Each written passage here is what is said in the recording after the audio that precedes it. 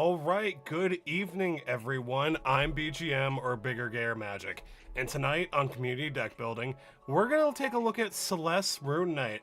This thing was recently spoiled because it was her birthday recently, out in the real world, aligned with the Final Fantasy world. And so she got spoiled on her birthday. She's in Mardu colors. She's suspected to be coming out in the Mardu colored pre-con alongside the Final Fantasy set.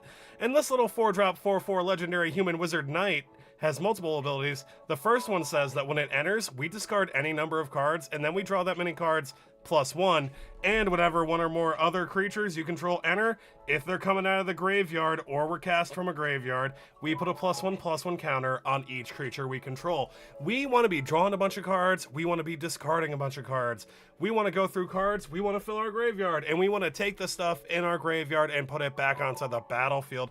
And Celes is gonna not really let us do that, but she is gonna reward us by helping us put counters on our stuff when we do that. There are so many things that we could use to help pull stuff out of the graveyard. I'd recommend a Chainer. Chainer comes to mind. If you guys want to suggest any cards for our Celes Rune Knight deck, please put them in the chat, y'all. Let's talk about Chainer. Can you guys hear me okay? Hey everybody, are you doing alright? Can y'all hear me alright? Anything with persist, says Iris. Ability makes no sense for her. I am not familiar with her Final Fantasy lore, but when I saw this thing, I immediately thought of Chainer. Chainer's a little legendary 4-drop in Rakdos colors. He's a human minion. He's also a 3/2. He's got 2 abilities. The first one, we can discard a card as part of the cost for his activated ability, and we may cast a creature spell from our graveyard this turn. We can only do it once per turn, but whenever a non-token creature enters the battlefield under your control, if it was not cast, it gains haste. So if we're getting it from exile, if we're getting it from the command zone, if we're getting it from the graveyard, Chainer is going to give them all haste. Chainer is only $1. This is a great bulk rare that's just going to be able to recur multiple things in a Celes deck, especially if we're dumping a bunch of stuff into our graveyard with Celes enter and like kind of wheel ourselves trigger. Anything with persist. I'm not familiar with anything with persist. Let's check out the other Chainer. All right, on the other Chainer, we have a Nightmare Master. He's a 5-drop little 50-cent little human minion in 3/3. All nightmares get +1/+1. We can also activate him, pay 3 mana and 3 life. And when we do, we put target creature from a graveyard onto the battlefield under control. That creature is black and is a nightmare in addition to its other creature types. And when Chainer leaves the battlefield, we exile all nightmares. Great, so we got another little recursion piece here in Chainer's non-red form. He can do multiple pieces of recursion. He's a very mana-intensive version, though. I think I would prefer the Rakdos one. All right, hey everybody, if you have a suggestion for Celes, please put it in the comments, y'all. If you are having a hard time hearing me, let me know. Okay. Can you guys hear me okay? All right, can you hear me? All right, there we go, okay. All right, let's try Alesha. So we can run all the Aleshas in this deck if we want. We recently saw the Foundations Alesha. This one, Who Laughs at Faith, is a 3-drop 2/2 with First Strike. Whenever Alesha attacks, we put a +1/+1 counter on it, and at the beginning of our end step, if we attacked, we return target creature with mana value less than or equal to Alesha's power from our graveyard to the battlefield. I imagine we're going to be in a very creature-heavy deck. We can hear you on Twitch. Thank you, Hey, Grayscale, good to see you. How are you doing? I like Alesha. Alesha came out in Foundations. She's only $3. And she rewards us for putting things out of the graveyard. Excuse me, no, she takes things out of her graveyard, and she does it by attacking. And if we're running a bunch of creatures anyway, we're going to be attacking. And we're definitely going to have stuff in our graveyard, because Celeste is going to wheel our hand when we enter. Thank you so much for the follow. I appreciate it, Vaden. If you have any suggestions for our Celeste deck, please put them in the comments, y'all. So we're in Mardu colors. We're going to see a lot of legendaries. Let's talk about Ishin.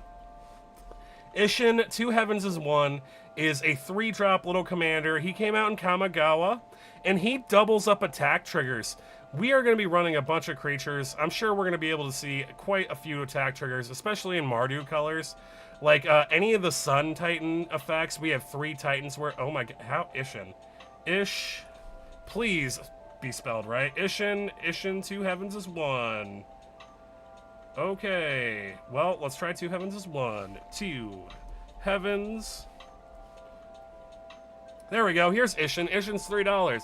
If a creature attacking causes a triggered ability of a permanent you control to trigger, you get an additional trigger. Take a look at Murderous Redcap. Hell yeah, I'll take a look at Murderous Redcap. Let's talk about Murderous Redcap. Murderous Redcap is a card, sounds like a goblin, sounds like it's from Lorwyn, sure has a cool hybrid mana border. This little 4-drop 2/2, when it comes into play, it deals damage equal to its power to target creature. Persist, when this creature is put into a graveyard from play, if it had no -1/-1 counters on it, return it to the battlefield under its own control with a -1/-1 counter on it. So we could lean into the persist mechanic. We could use the Celes trigger, because I'm pretty sure the +1/+1 counters negate the -1/-1 counters, so that we could repeatedly persist things. Someone please correct me if I'm wrong about that. But I believe that's what we could do with this thing. Change of Fortune in a Celes Blink combo deck. Hey Aeon, how's it going? Excuse me, how's it going? Let's talk about Change of Fortune. I'm not familiar with Change of Fortune. Change of Fortune, not a card I'm familiar with. Okay, we got a 4-drop red sorcery. Came out and it looks like Crimson Vow. It says discard our hand, and then we discard a card for each card you've discarded this turn. Great, so let's say that we cast Celeste, right? We get Celeste to enter, we wheel our hand, and we still don't have anything in our hands we really want in our hands. We could use this thing to wheel again, and if we already wheeled with, I don't know, Celeste triggered ability, we can just get a ton more value off this thing, because we're going to be discarding, we're going to be drawing twice as many. Or we're going to be drawing as many as we've discarded total, so that's going to count both wheel effects. Yeah, this one's cool. I also love that it's only 70 cents. Also, the art's cool if you're into blood and stuff. Thank you. All right. Oh, Games by Gunther. Good to see you. Let's talk about Confessor. Who's the Confessor? Did you put it in here? Confessor, Tommy Two Hands. Good to see you. Aeon, Kirby's. Sorry, Aeon. Hey, Kirby.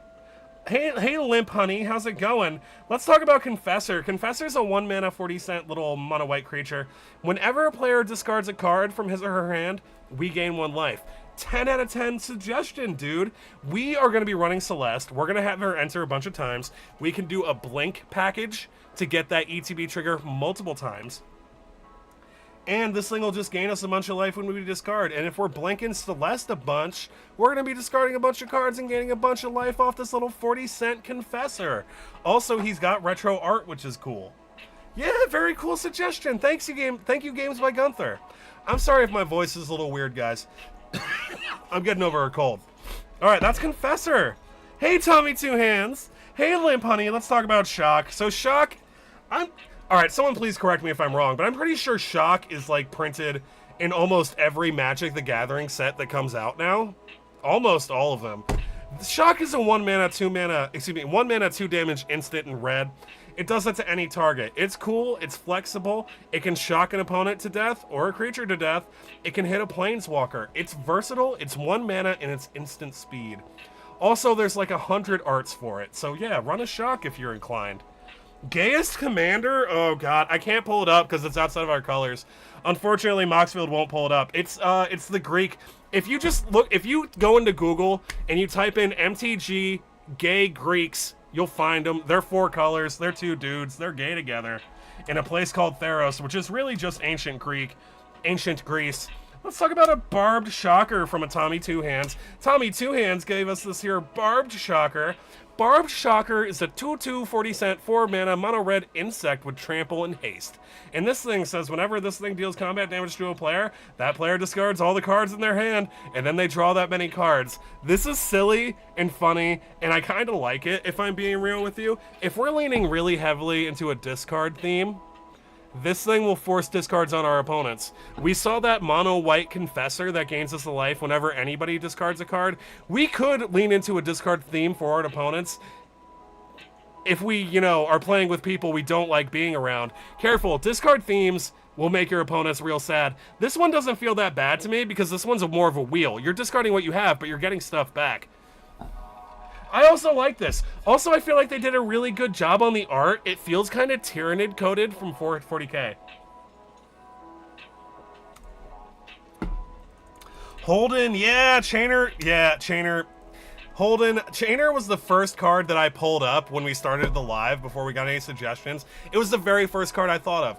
I like Chainer a lot. He gives the stuff that you pull out of the graveyard haste, and he also lets you discard a card on an activated ability to cast a creature spell from our graveyard, but we limit it to once per turn. And because Celes has us discard as many cards as we want, Chainer can pull them out, and also Chainer can give them all haste.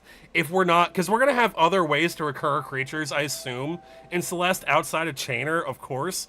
And whenever we recur something in a different way that's not Chainer, if Chainer's on the battlefield, Chainer's still giving it haste.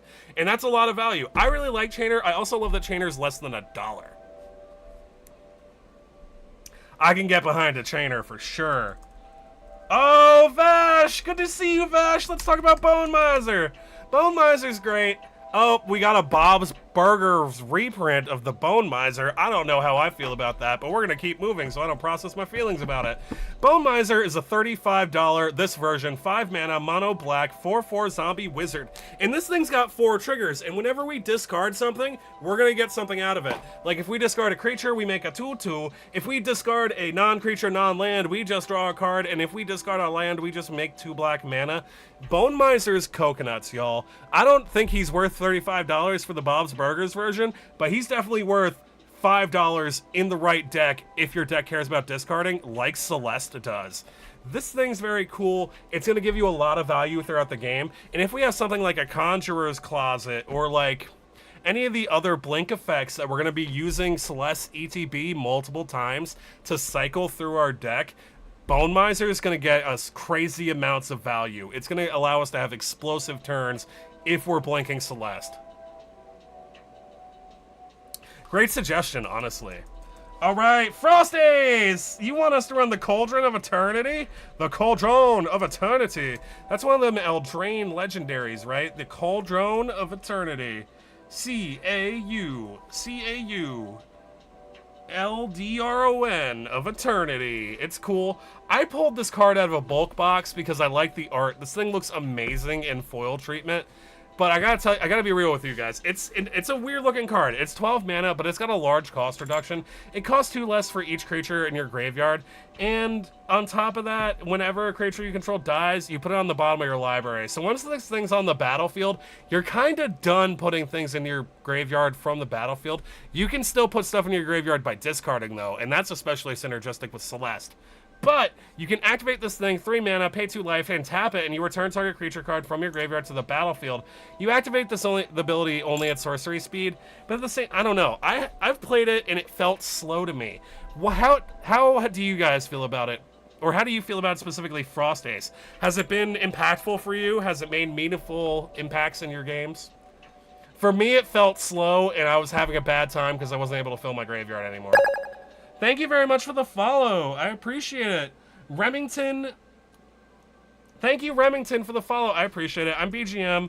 I'm a video editor and streamer, and I use green screen effects to make silly little Magic the Gathering content all over the internet. On lives, we do live deck building. If you want to suggest some cards for the recently spoiled Celeste, please put them in the comments, y'all. And if you see your card over here, it'll be put into a Moxfield deck list. And if you want to see what all the other viewers are suggesting, check out the Moxfield link on my link tree. And if you want to play with gay nerds, spell table on the weekends, join the Discord. Let's talk about Simulacrum. This is a 40-cent 2-mana mono black instant that says that all damage done to you so far this turn is instead retroactively applied to target creature you control. Further damage is treated normally. So cool, we got a little 2-mana save our butt spell. Who suggested this? Kept Evergreen, what am I missing about this? This feels like a 2-mana black fog to me. It's interesting, it's white border. I imagine it can function like a fog functions in the way that it can kind of become an extra turn spell, or a you don't die this turn spell.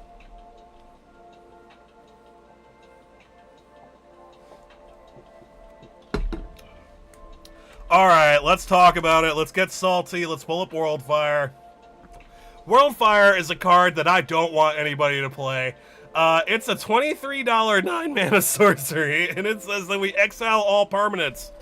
Your lands are permanents. Exile all cards from all hands and all graveyards, and each player's life total becomes 1. I sure hope you weren't invested in the however long your commander experience was before this thing was cast. So this thing is often seen as a combo piece where they kind of end the game. They find some other way to utilize the low life totals and end the game. That's been my experience with it. Or they don't end the game, and then we all just kind of sit there. That's also been my experience with Worldfire. A lot of people like this card, though. This card gets suggested a lot during live deck building. I personally don't think this is something you should do to your friends in casual Commander. You CDH people do whatever you gotta do.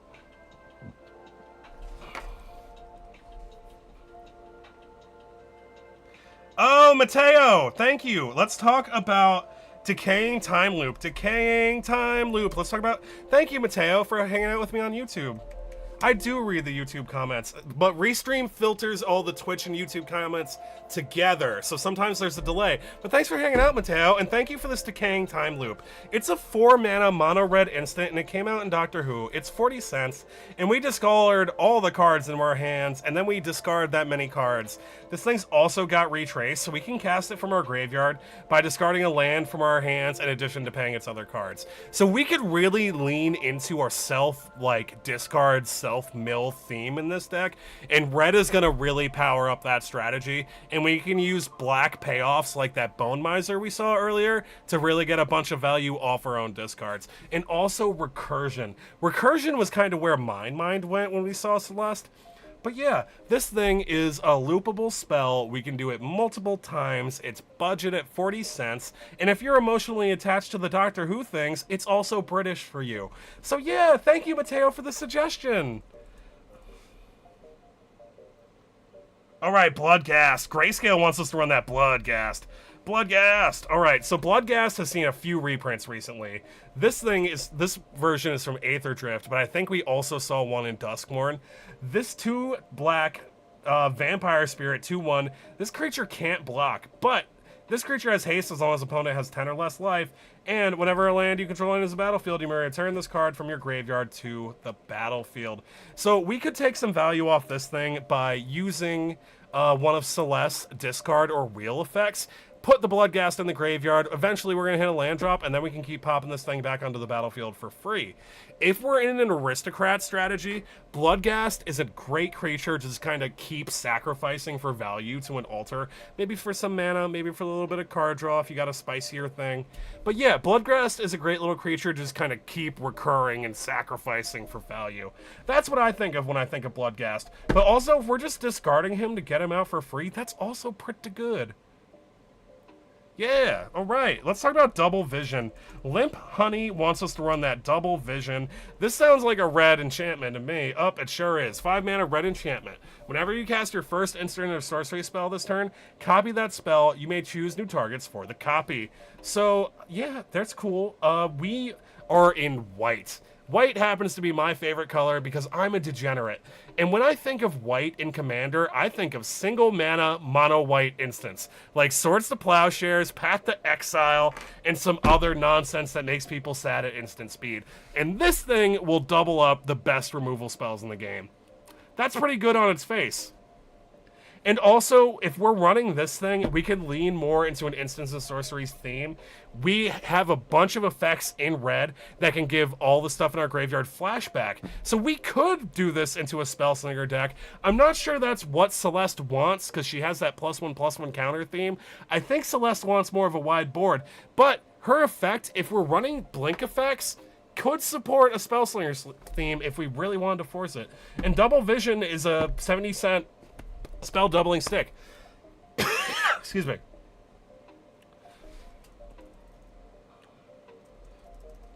Waste Not. All right, let's talk about Waste Not. Waste Not's great. It's great in a discard deck. It kind of reminds me of that Bone Miser card we saw like 20 minutes ago. Excuse me, like 10 minutes ago. 2-mana mono black enchantment. Whenever an opponent discards a card, ooh, we're getting mean. So discard gets really mean as a theme when we start touching our opponent's hands. Whenever an opponent discards a creature card, we make a 2/2. Whenever an opponent discards a land card, we get 2 mana. Whenever an opponent discards a non-creature, non-land, we get a card. This thing's absolutely coconuts. The art goes ham. This card's amazing. Nobody wants to see it on the battlefield, though, because it tells them that they're about to lose their hands.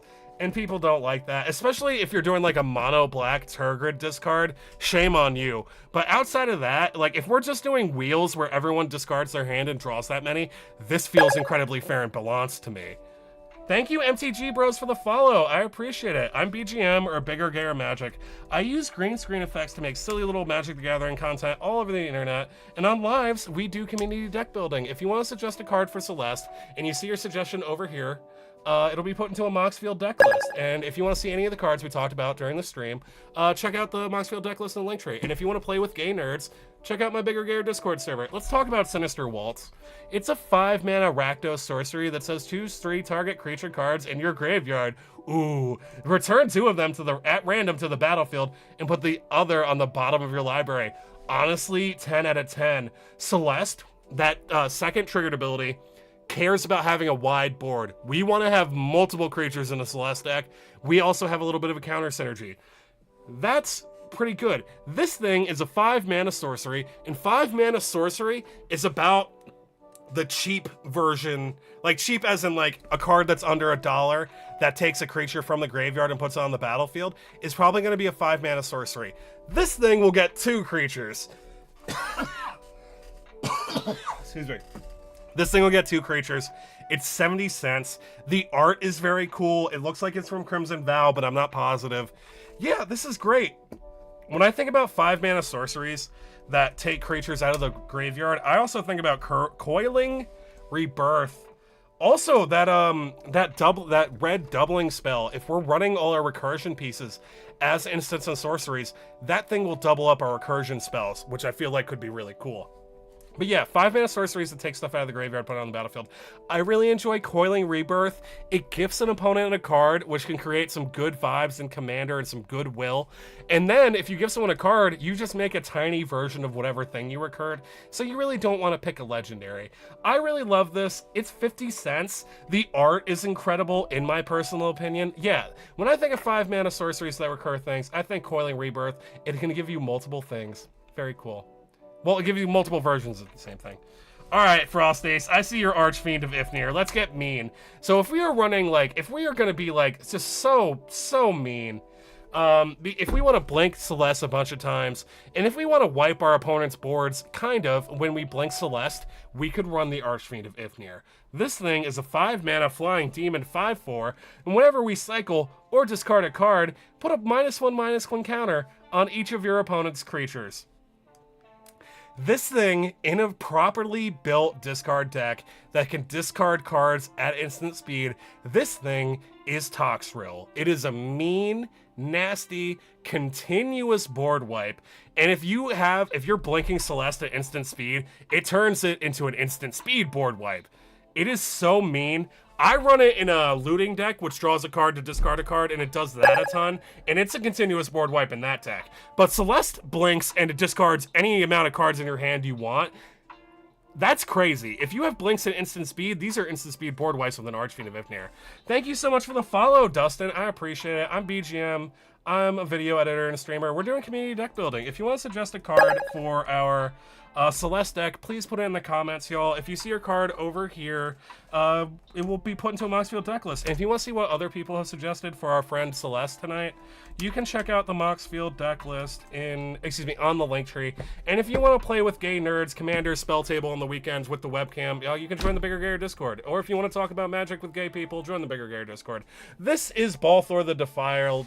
It is a $14 little zombie dwarf legend tutu that says that all minions get +1/+1. He's got an activated ability where we pay 3 mana, we remove this thing from the game, and each player returns all black and red creature cards from his or her graveyard to play. This thing's pretty cool. I like it. Let's talk about it. So we want this thing to kind of be a late game bomb for us. And ideally, we don't want our opponents to be running Rakdos decks. This thing I feel like could be a little bit of a double-edged sword depending on our matchup. But this is a great little finisher to just get on the board for 4 mana in the late game. We can have 4 mana and have the 3 mana to activate him on the same turn real easily. Yeah. And it's a board-wide recursion. And if we lean really heavily into red and black, this thing is going to do great. Alexander Graham! Excuse me, Alexander Ring Graham. Good to see you. Let's talk about Luris. I love Luris. I wanted to build a Luris deck, but I didn't know how. I wanted to build this cat. He has some incredible art in his reprints in the March of the Machine expansion. Luris is a 3-mana cat nightmare in a hybrid mana frame with 2 hybrid mana in Orzhov colors and a generic. He's a 3/2, he life slinks, and during your turn, you may cast 1 permanent with mana cost 2 or less from your graveyard. So I've seen a Luris deck where they run just tiny CMC permanents that sacrifice themselves and then they keep recurring them for value. So it's a very tight, a very enduring deck. A lot of recurring removal in a Luris deck in my experience. Yeah, he's very cool. He also can recur low CMC permanents. If we have a bunch of low CMC permanents in our Celes deck, Luris can help us cast one of those out of the graveyard a turn. Also, he's a 3/2 with lifelink. That's not an irrelevant body. Sometimes a little lifelink is all you need to survive the game. Also, look, he's got a baby. Yeah, I like Luris. Luris is very cool. A friend of mine who I used to play with has a cat named Luris. Oh, Maker wants us to run that Painful Quandary. Let's talk about Painful Quandary. Painful Quandary is a 5-drop black enchantment, and it says that whenever an opponent casts a spell, I think they gotta discard a card. Yeah, whenever an opponent casts a spell, that player loses 5 life unless they discard a card. Yeah, this thing's mean as hell. If we are leaning in, if we got that waste knot that we saw a little while ago, we can use this thing to force discards on our opponents and get the triggers off the waste knot. But outside of that, it's just a little nettling enchantment. It's honestly, when I see this thing on the battlefield and my other opponent's grown, I'm like, it's okay. It's 5 life a spell. Just play judiciously. Use your discretion. It'll be fine. It's only 5 life. It's only 1 card. But if it hangs out too long, it'll really change the course of a game. I like it. It gives your opponents a choice. And I like it. And I like it when you have choices in Commander, even if both of your choices are bad. Yeah, I like it. It's cool. There's a lot of agency and choice involved with it. Yeah, some utility artifacts would be great. Actually, Mateo, I really like this Brass's Tunnel Diver. Have you guys seen Brass's Tunnel Diver from the Ixalan expansion? It's a 3-drop legendary, $3 mono red legendary artifact. When it enters, we discard any of the number of our cards in our hand, and then we draw that many +1, just like our commander's ETB trigger. But this thing, at the beginning of our end step, if you descended this turn, you put a boar counter on this thing, and if it has 3 or more boar counters on it, you transform it. It transforms into a land that whenever you cast a permanent spell using mana that it produced, you discover X, where X is that spell's mana value. So it gives you extra spells. Back over to flipping it. Descending means that a permanent card entered your graveyard, and that's not going to be hard to do, especially with Celeste and especially on curve. If this thing is in our opening hand, we can cast it before Celeste, get the boar counter train running, and then get Celeste cast on our 4th turn, put another one on it, and then we just got to get 1 more on our 3rd turn, and we ramped into a land that gives us discover triggers. I really love Brass's Tunnel Grinder. I think it's super fun. I think it's definitely worth $3, in my personal opinion. All right. Oh, Brian, I love Radha-Drobic. I've built multiple Radha-Drobic decks. I love Radha-Drobic because Radha-Drobic is just a super fun word to say. It's got a really good mouthfeel. Say it with me. Radha-Drobic. Radha-Drobic. Radha-Drobic. Radha-Drobic is a 4-drop Orzhov Vigilance Ward 2 3/3 zombie wizard. He came out in Dominaria United about 2 or 3 years ago, just before All Will Be One. And this thing says that zombies you control God's Vigilance, and whenever another legendary creature you control dies, you create a token 2/2 zombie version. But that token ain't legendary, so you can make as many of those tokens as you want. And if you have token doublers, I don't know, Mondrak is a legendary token doubler. I don't know, Ogier Tak is a legendary token doubler that can both fit into Radha-Drobic. It goes ham. Radha-Drobic is so fun.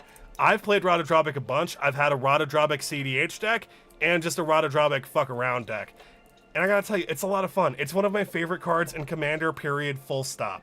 I also really love legendaries, and because you mentioned one of my favorite cards of all time, I'm also going to talk about Primeval's Glorious Rebirth. Primeval's Glorious Rebirth is a 7-drop legendary sorcery, which means that you have to have a legendary planeswalker or legendary creature when you cast this thing, and you can return all legendary permanent cards from your graveyard to the battlefield. I love this card. Feels really good when you get it off. Hey Kirby, you want us to run that Cauldron of Souls? Let's run that Cauldron of Souls. Okay, Cauldron of Souls. Oh, this thing, I remember. I have one of these things. It's actually this version of it. This thing, I don't know if it was its original printing, but this thing was printed in the Atraxa Precon. It's a 5-drop artifact. It's $6. You tap it, you choose any number of target creatures. Each of those creatures gain persist until end of turn. And persist is a keyword we keep seeing a lot in this live. Because when a creature dies, if it had no -1/-1 counters on it, we return it to the battlefield with a -1/-1 counter on it. And the thing about -1/-1 counters on it, and the reason we keep getting suggested persist cards, people in the chat, please correct me if I'm wrong, but the way that the ruling works with Celes +1/+1 counters, just +1/+1 counters working with -1/-1 counters, is they negate them. So if we are doing like an aristocrat strategy where we want to keep sacrificing creatures, we could use this thing to keep removing the -1/-1 counters from the persist trigger. Is that how that works? It does work that way. They cancel out. Thank you, Tommy Two Hands. I appreciate it. All right, okay, Mateo got one for us. Let's talk about Confession Dial. The heck is a Confession Dial, Mateo? Confession Dial for recursion and filling the graveyard. Oh, you were suggesting Brass's Tunnel Diver. Yeah, I love Brass's Tunnel Diver. Confession Dial is a 3-mana artifact. It's 50 cents. When it enters the battlefield, we surveil 3. Surveilling is like scrying, but we can choose, instead of putting it on the bottom of our library, we can slip it into our graveyard. And we can activate this thing. Target legendary creature card in your graveyard gains escape until end of turn. The escape cost is equal to its mana cost, plus exile 3 other cards from your graveyard. Okay, this thing's cool. We can use it for recursion. It does have the triggered ability that we do surveil a little bit. So if we're having some bad times with Celeste, maybe maybe she keeps getting countered. We can use the surveil triggers to maybe fill our graveyard a little bit, maybe get 1 or 2 choice pieces in there, and that feels good to me. We can also recur legendary creatures. Yeah. I like it. It's pretty good. It's 50 cents. The art's pretty cool. You can tell that them's is British hands. Okay. Let's talk about OG Alesha. Yeah, Zombie Kidney. So we've seen Murderous Redcap a little bit earlier. We've been seeing Murderous Redcap because Murderous Redcap has persist, as we just explained. Thank you, Tommy Two Hands, for backing me up. Let's talk about Alesha, who smiles at Beth. This character is trans. If that bothers you, you should probably leave. It is a 3-mana legendary human warrior 3/2 with first strike. Whenever Alesha, who smiles at Death, attacks, you may pay Orzhov twice. If you do, return target creature card from your graveyard with power 2 or less from the graveyard to the battlefield tapped and attacking. I like Alesha. I feel like Alesha, OG Alesha, Alesha has a new Rakdos version that I kind of prefer. But this thing's cool. It was a great companion to Lurrus as a Lurrus companion deck because it cares about having low drop creatures, and Lurrus cares about low drop permanents in general to pull them out of the graveyard. So an Alesha Lurrus deck ran a bunch of low drop permanents that it just kept recurring for value. This is the other Alesha. This is Foundations Alesha. Whenever it attacks, you put a +1/+1 counter on it, and at the beginning of your end step, if you attack, you return target creature, mana value less than Alesha's power to the graveyard. To the battle, excuse me, from the graveyard to the battlefield. I kind of prefer this Alesha. I think the art isn't nearly as cool as the other Alesha, but I definitely dig this effect a lot more than the other one. Having to pay the mana and also having to like do the attack, and also she's just a 3/2 first striker. The other one puts counters on itself, and you don't have to attack with it. You just have to attack, period. So I kind of like the new one. I like the new one. All right, let's talk about the Wing Rattle Scarecrow. Wing Rattle Scarecrow. The Wing Rattle. That is a tongue twister. Wing Rattle Scarecrow is a 3-mana colorless artifact for 50 cents from Shadowmoor. It's a 2/2 and it has flying as long as you control a blue creature. This thing ain't having flying in our deck. And when this thing has persist as long as you control a black creature. Great. So we can lean into that aristocrat style. We can have a bunch of creatures with persist and just keep recurring them. Especially because the recurring says return it to play under its owner's control. So the persist actually puts the creature back on the battlefield, triggering Celeste to just kind of do it recursively. Feels a little CEDH-y in my opinion. But, you know, if we want to do infinite death triggers, infinite ETB triggers, Celeste is a good gateway to that. Alright, Maker, you want us to run that Drana Liberator of Malakir? Drana Liberator of Malakir is a 3-drop vampire, and this thing leans into that +1/+1 theme a little bit, because this thing says whenever this thing deals combat damage to a player, you put a +1/+1 counter on each attacking creature you control. It's cool. It kind of works a little bit like our commander, where it puts 1 counter at a time on a wide swath of our board, but just the ones that attack.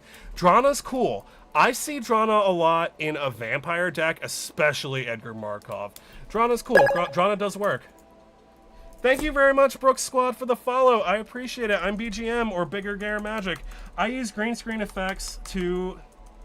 Thank you, Jettison42. I appreciate it. If you want to suggest a card, please put it in the comments. Surly Badgesaur. I love the Surly Badgesaur. All right, so when I first got back into Magic, like 2 or 3 years ago, Surly Badgesaur was one of the very first singles I bought, and I bought it for my the Locust God deck, which is a wheel deck, a lot like this, where you discard your hand and draw that many, a bunch. But the Surly Badgesaur it's a lot less cute than it sounds. It's kind of gross looking, to be honest with you, but this is a 4-drop little badger dinosaur from Ikoria, the precons of Ikoria, and it's a 3/3, and it gives us a bunch of discard triggers. Whenever we discard a creature card, we put a +1/+1 counter on our Surly Badgesaur, and whenever you discard a land card, you make yourself a treasure token. Whenever you discard a non-creature, non-land card, though, you get to fight up to 1 target creature you don't control with your Surly Badgesaur. I love it. Saying the words, like looking into someone's eye and be like, I cast the Surly Badgesaur, what are you gonna do about it? I don't know, I love it. It's super whimsy. It's super whimsical. I love it. I love it. Highly recommend, especially in a discard deck. Oh, Lumberwolf, we saw Bone Miser. Bone Miser is a great suggestion. All right, I saw it. Fanatic of Mogus. I know you put that in there a few times. I appreciate it. If you guys see please don't spam the chat, guys, but if you see your suggestion get scrolled away, maybe copy it before you hit enter. Thanks for hanging out with me. Let's talk about this here Fanatic of Mogus, suggested by Limp Honey for like the last 5 minutes. Thank you, Limp Honey, for hanging out with me. This thing is a 4-drop, 4/2, Minotaur Shaman, came out in one of the Theros blocks. This thing says when it enters the battlefield, it deals damage to each opponent equal to your devotion to red. Okay, cool. This thing is going to reward us more and more for leaning into red as a theme. Devotion means... Oh, wait, this thing has reminder text. You don't need me to explain what devotion is. All right, cool. Yeah, this thing's very cool. If we are leaning into a blink-style build, blinking means we want our creatures to leave the battlefield and enter the battlefield, primarily at instant speed if we want to be super sweaty about it. This thing's ETB trigger does damage, and if we blink this thing enough times, our opponents will die, which is pretty cool. Yeah, so this thing has a great little ETB. Our commander has an ETB, so I feel like a blink package could be super viable in this deck. Thank you, Limp Honey, for the suggestion. Why is my music so quiet? All right. Best deck to start. Luke, I would suggest any precon. Just find a precon with art that speaks to you. If it's came out in like the last 6 years, all the precons are good. It's hard to find a bad precon, in my personal opinion. Chat, are there any precons that you think they should look out for? Please put them in the chat. Let's talk about, yeah, so we talked about Chainer a bunch, Blazer. I love Chainer. Both the Chainers work here. But let's talk about Fella. So we are going to skip the Chainer because we talked about it 3 times already tonight. But we are going to talk about Felia. We talked a little bit about blink packages, wanting things to enter the battlefield. And holy snap, y'all! Did y'all know that Felia was $10? Man, I thought this dog was going to be a bulk rare. I don't actually think Felia's that good. All right, Felia is a $2 2/2 legendary $10 dog creature. Came out in Modern Horizons 3. This thing's got flash, and when it attacks, you exile it to one target non-land permanent. At the beginning of your next end step, return that card to the battlefield under its owner's control. If it enters under your control, you put a +1/+1 counter on our dog. It's great. If we want Felia to attack, we want them to exile things, to have them re-enter the battlefield, like our commander. We want things to leave the battlefield that have enter the battlefield triggers. And our commander, Celeste, has that first trigger to discard any of the cards in our hand, and then we draw that many cards +1. Felia is great. Felia can keep getting us that trigger on our commander. Notable about Felia, and kind of the reason I don't think Felia is super great, is it's kind of small, yo. Like, it doesn't have like combat keywords. It's just a 2/2. It gets one counter at a time. The dog is fragile, and like obviously it's precious and needs protection. But it's cool, man. I did not think this thing is $10. That's crazy. That's not even for like a special version. Yeah, Tommy Two Hands. The Bloomborough precons are fantastic, and they're super fun. There's like a squirrel precon. There's a raccoon precon. Is there an otter precon? I'm not sure. Oh my god. Okay, let's talk about One With Nothing. So we have seen quite a few. Thank you, Frost Ace, for the One With Nothing. Let's talk about it. This card was often considered based on a Ristic Studies video. Ristic Studies is a YouTuber who does fantastic, well-researched video essays about the Magic the Gathering community and culture. One With Nothing is often considered the worst Magic card ever printed, period, full stop. Because this thing is a 1-mana instant speed, discard your hand. And unless you have so many things to support you just dropping all your spells, all your game actions at instant speed, you're gonna have a bad time. People would be upset when they opened this card in packs because, like, what the fuck? What are you supposed to do with this? Outside of a commander deck that's specifically built to utilize discarding its own cards. We saw Bone Miser, we saw Waste Not, we saw an Archfiend of Ifnir. We have seen a ton of things that really support and really want us to discard our hand. And One With Nothing can do that, surprise for our opponents, at instant speed. So I actually feel like this thing does have a home in our Celeste deck. Thank you, Frost Ace, for the suggestion. If we are milling ourselves, Return to the Past could help. Yeah, this one, yeah, Mateo, it does make One With Nothing work. Let's do Return to the Past. Return to the Past. That sounds like, is that an Assassin's Creed card? No, it's a Doctor Who card. Return to the Past is a 6-mana red enchantment. As long as it's your turn, each instant and sorcery card in your graveyard has flashback. The flashback cost is equal to its mana cost. Flashback means that we can cast the instants and sorceries out of our graveyard for their mana cost, but instead of putting them back into our graveyard, we exile them for the rest of the game. It's cool. We could turn this thing into a spell slinger. We could just run a bunch of blink effects for card draw and discard, pay a bunch of flashback out of our graveyards with stuff like this, and we'd have a pretty viable spell slinger Mardu deck, I feel like. Do you guys think that's crazy? Am I crazy? Don't answer that. We already know the answer to that. All right, let's talk about, okay, Kroxa. Let's talk about Kroxa Titan. Kroxa Titan. So we got one of the Amonkhet, not an Amonkhet Titan.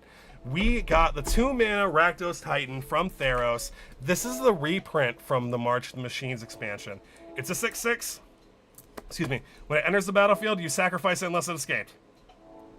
When it enters or attacks, each opponent discards a card, and each opponent who didn't discard a non-land card this way loses 3 life. Okay, so again, we could run this thing all day. This thing could be a house in our deck. This thing could actually be a house in our deck, right? So we could just keep pulling it out of the graveyard, keep forcing discards for our opponents.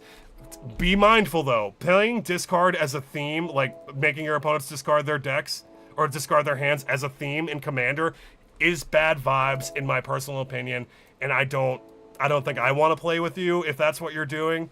Like, if your whole theme, if your whole idea of a good time is stopping other people from having a good time, probably not my personal vibes. But if you want to win, that's definitely a good way to do it, and you should run Turgot at the same time. It goes infinite. What goes infinite, Brady? Oh, you found it. Karmic Guide and Have No Friends.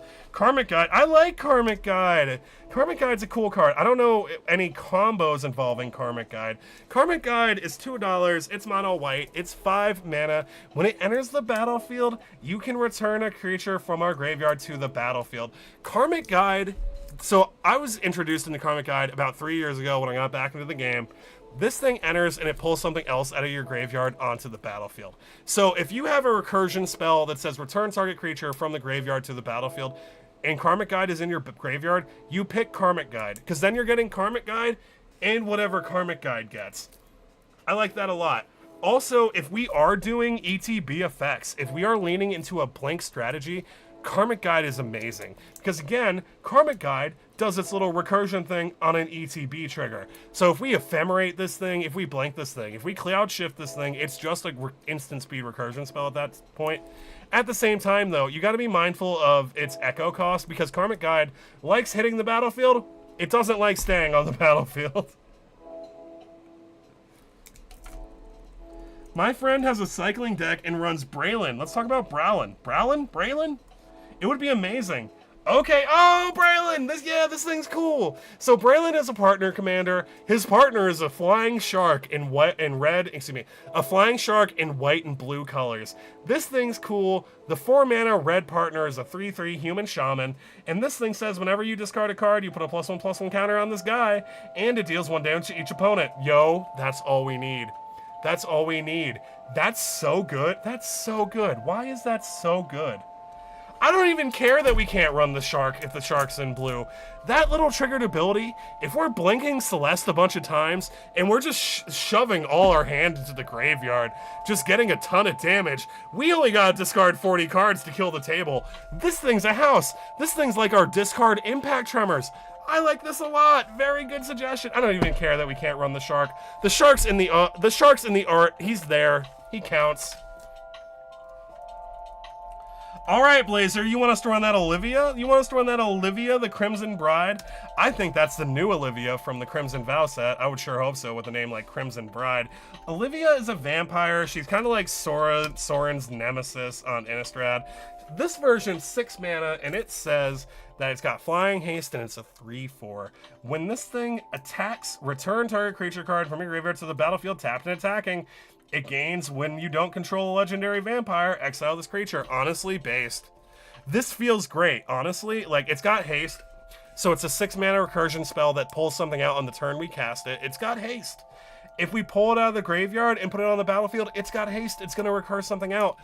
And we want to be doing some murdering in this deck, so the fact that it pulls out the thing tapped and attacking is all just gravy. Also, this thing's only 10, well, that's a little bit, it's $10 for the fancy version, but this card's great. I feel like it's a great Rakdos recursion commander in its own right. We might want to run more than one vampire, though, because if they hit our Olivia, we're going to have a bad time. Thank you for the roses, Delirious Fox, and thank you for the heart, Raphael. I appreciate it. All right, Tommy Two Hands, you want us to run that Grim Captain's Locker? The Grim Captain... Oh, is this that Ixalan card? I have like 5 of these things. Okay, wait, no, I don't. I don't have 5 of these things. There's some shitty colorless thing that reminds me of this that I have 5 of that I'm never going to use. All right, so this thing's a 4 mana legendary black 50-cent artifact. It's got 2 activated abilities.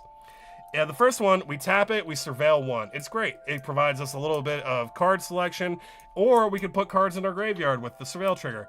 Or we can tap it until end of turn, each creature card in your graveyard gains escape 4. Exile 4 of the cards from your graveyard. Honestly, that's just great. That's just recursion. That helps us fill our graveyard, and it helps us recur things. It's a clunky 4 mana, but outside of that, this is perfectly playable to me. If we have no other recursion spells, this thing can do multiple recursions. It can do 1 thing a turn. That feels pretty good to me. Also, it's 50 cents. All right, Brian, you want us to run that Gift of Immortality? Let's talk about that Gift of Immortality. Gift of Immortality is a 3 mana little aura. When the enchanted creature dies, return that card to the battlefield under its owner's control. Return Gift of Immortality to the battlefield attached to that creature at the beginning of the next end step.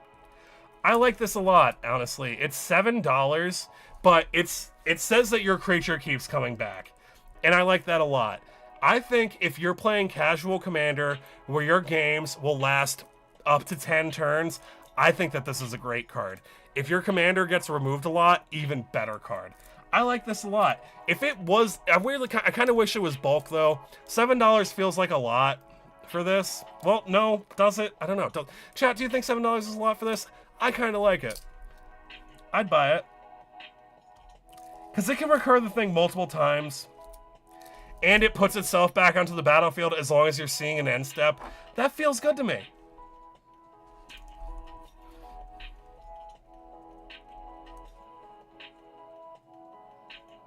Work might be stretching it, but yeah. I opened so much of the set, I think I have like... Tommy Two Hands, good for you. I hope you run them in all your Voltron decks. Adam Murray wants us to run that Sunbird's Invocation. Sunbird's Invocation is a great card. Sunbird's Invocation is a game-ending card. Sunbird's Invocation is red. It came out in one of the Commander precons. It's 6 mana. It's an enchantment. Whenever you cast a spell from your hand, you reveal the top X cards of your library, where X is that spell's mana value. And you may cast a spell with mana value X or less from among the cards revealed this way without paying for it. Put the rest on the bottom in your random order. Oh shit, this is only 50 cents? That's really good. Yeah, so this thing's a spell stick. If your deck cares about a large number of spells, this thing will get you a double spell for every single spell. That's pretty good. Also, you don't know what it's going to get you, so that's pretty fun. Cons about this, though, for me personally, these kind of effects make the game kind of slow the hell down, and it makes people's turns long. But outside of that, and if you're an experienced player and you really know how to talk yourself through your triggers and your effects, this thing's great. Also, it's going to double the value on all your spells. Pretty great. As long as you hit something. You do gotta hit something. I wonder if some modern deck uses it or something. That card, I swear, has like 10 cents at one point. I hope so, because like it kind of looks like a bulk rare to me. Like a very playable bulk rare. It sure ended up in some games for it's in my Rakdos deck and turns like, yeah. Robe of Stars. Let's talk about a Robe of Stars. Robe of Stars. Oh shit! Okay, this has to be the coolest art we saw tonight, hands down. It looks like it was printed in the D&D expansion. It's 22 bucks. The equipped creature gets +0/+3. You pay 2. The equipped creature phases out. Okay. So that's, yeah, so that's, it's great protection. As long as you have the 2 mana, there's nothing they can do about that creature. You can phase it in and out. You can phase it out at instant speed for 2 mana. It does make your creature a little thicker. Gives them a little rounding in the +0/+3. Man, that art is cool, though. That is such a simple and such a clean little art design. That is so cool. All right. Oh, Frost Ace, you like Robe of Stars? It came in the Bant Voltron Precon. All right, we got Inti, Seneschal of the Sun. Inti, Seneschal of the Sun definitely came out in the Caverns of Ixalan. I'm pretty sure I'm familiar with this one. Inti, Seneschal of the Sun. Oh yeah, he's a 2 mana, mono red, legendary 2/2 human knight. Hey, he's a knight! So, Eldraine, the first Eldraine set came out with a bunch of Commander precons, and they had a Mardu knight set. Celeste is also a knight. We haven't seen a lot of knight support, and I don't think knight tribal is really where we want to take Celeste. I'd want to capitalize on that triggered ability. But this thing says whenever you attack, you may discard a card. Great, we got some more discard fuel. And if we do, we put a +1/+1 counter on targeted crouching creature, and it gains trample. Whenever you discard 1 or more cards, exile the top card of your library, you may play that card until your end step. This thing absolutely breaks Celeste. Again, this is another card that's gonna just kind of slow down a game because we only have the card until end of turn. So if we get a Celeste trigger and I don't know, let's say we dump 4 cards. We draw 5, we exile 4. That's gonna slow down the game a little bit, but still, that is a ton of card advantage. It's undoubtedly very good. But, yeah. Be mindful though, if you exile something important with this thing and you ain't got the mana to cast it, it's gonna be gone forever, which is a little bit of a bummer, but this thing's only 2 mana. You can sacrifice it. We saw some Aristocrats cards. I'm sure we're gonna have some kind of sacrifice synergy, just based on all the persist we've seen. Ooh, Seasoned Adventurer. Also, yeah, also a wizard, Tommy. You right. Let's talk about Seasoned Adventurer. Seasoned Adventurer. The Seasoned Adventurer. Uh-oh. Did I misspell Seasoned Adventurer?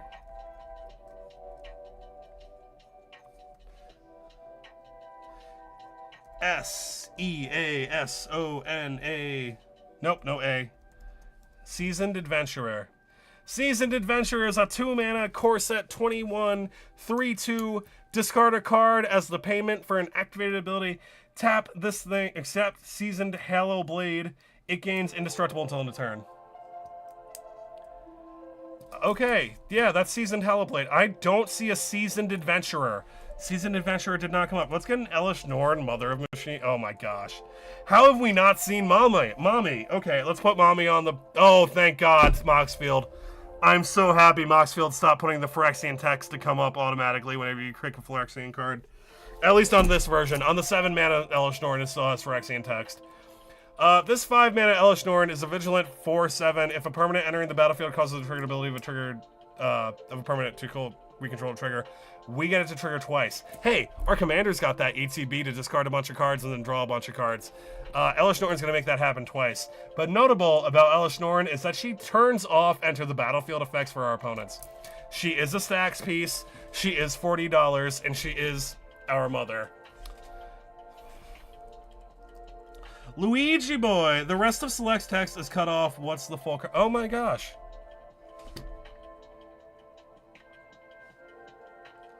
Oh, Celeste says, whenever one or more other creatures enter from the graveyard, we put a +1/+1 counter on each creature. My bad, guys. I'm sorry. Yeah. Man, it's a shame that we've been going for an hour. We're only going to do a few more cards. Thank you for letting me know, though. I appreciate it. Let's talk about a Luminous Broodmoth. Luminous Broodmoth. So, yeah, Luminous Broodmoth would be a pretty cool include. I like Luminous Broodmoth. It feels like you're having an insurance policy for your creatures. It's a 4-mana little insect flyer. It's a 3/4. And it says whenever a creature without flying dies, we can return it to the battlefield with a flying counter. It's super good. It can give board-wide flying. If you have a sacrifice outlet, it just says you turn flying on for all your creatures. The fact that it gives it a flying counter, so even if the moth dies, the thing's still gonna fly, is very silly. I like the Luminous Broodmoth. This card used to be expensive. It used to hang out around 20 bucks. I'm happy to report that it's only $2 now because of the Bloomborough preprints.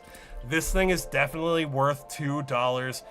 Would recommend for sure. I really enjoy this thing. And it's definitely saved me from quite a few board wipes. Alright guys, we're gonna do 5 more cards and call it a night since we've been going for an hour. Alright, let's talk about... Blazer wants us to run the Storm of Souls. Storm of Souls! Storm of Souls is a 6-mana white sorcery that return all creature cards from your graveyards to the battlefield, except their 1/1 spirits with flying in addition to their other types, and we exile Storm of Souls. This thing's cool. Let's say that we had a long, grindy game with Celeste, right? And we've put, like, I don't know, half our deck in our graveyard. We need something to clear the game. Maybe we've just on the other side of a board wipe. This thing will put our board on the battlefield, make them all flying 1/1s, but that's probably not going to be super important once we put the board on the battlefield. I like this. It's a 6-mana Mass Recursion spell. It does make your stuff 1/1s, but if you have like damage triggers or anything like that, that's not super important. That's our number 5 pick for the night. It's Storm of Souls. Thank you very much, Skinner Johnny, for the follow. I'm BGM, or Bigger Gayer Magic. I use green screen effects to make silly little Magic the Gathering content all over the internet, and tonight we're doing live deck building. If you want to suggest a card for Celeste, you're a little late. We're going to do 4 more and then call it a night. Let's talk about Living Death, suggested by Zombie Kidney over on Twitch. Living Death is a 5-mana mono black sorcery that says that each player takes all the creatures in their battlefield, puts them in the graveyard, and takes everything in their graveyard and puts it on the battlefield. It swaps the creatures in your battlefield for the ones in your graveyard. It's great. It's another Mass Recursion spell. This thing is a lot more well known than that white one we saw last card. This one's great. Notable about the way that this thing's worded, though, is if your opponent has a big graveyard full of creatures, you're putting their shit back too. Yeah. It's cool. I like it. $7. All right, thank you very much. All right, Mateo's last card is Dusk Legion Duelist. Let's talk about Dusk Legion Duelist. Oh my god, great card, Mateo. Let's talk about it. So Dusk Legion Duelist is a great little piece of card draw in white. It's a vampire, it's 2 mana, and it says that whenever one or more +1/+1 counters are put on this thing, we get to draw a card. Only once per turn.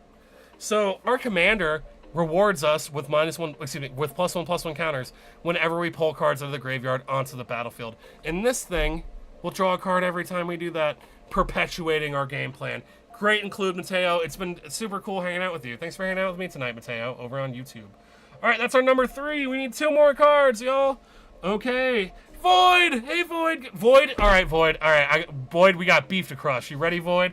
All right, so I was a little skeptical about your pirate ship suggestion. We are running a Crimes and Pirates and Pirate Ship Skeleton deck tomorrow night, if you want to join us for live deck building, suggested by user Void in the Bigger Gayer Discord. Let's talk about our number 2 pick is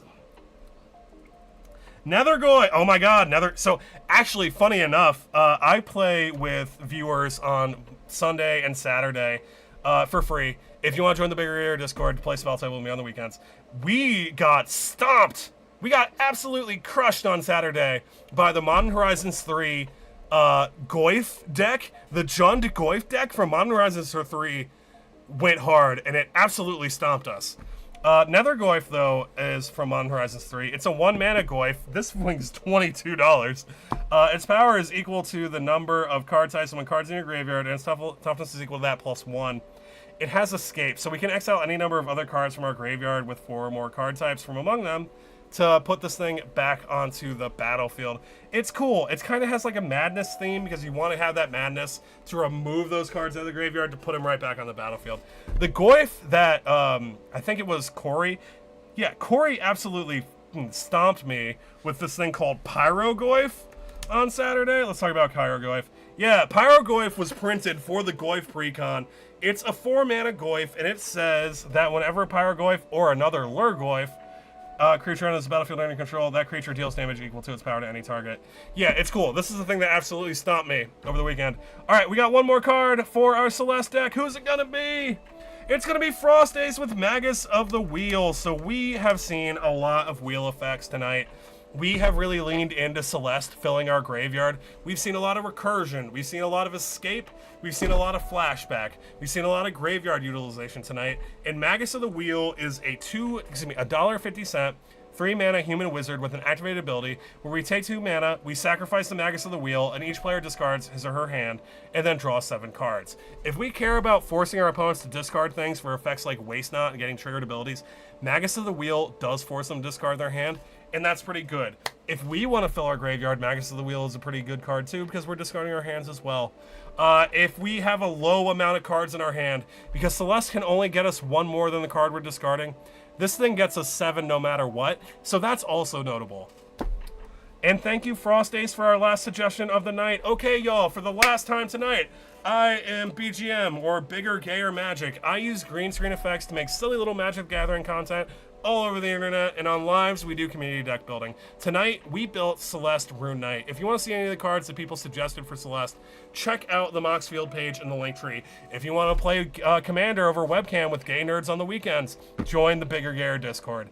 Thank you guys so much for hanging out with me. Tomorrow night we're going to be doing Skeleton Ship for a Skeletons, Crimes, and Pirates theme. Thanks for hanging out with me tonight, y'all. I hope that you all draw the appropriate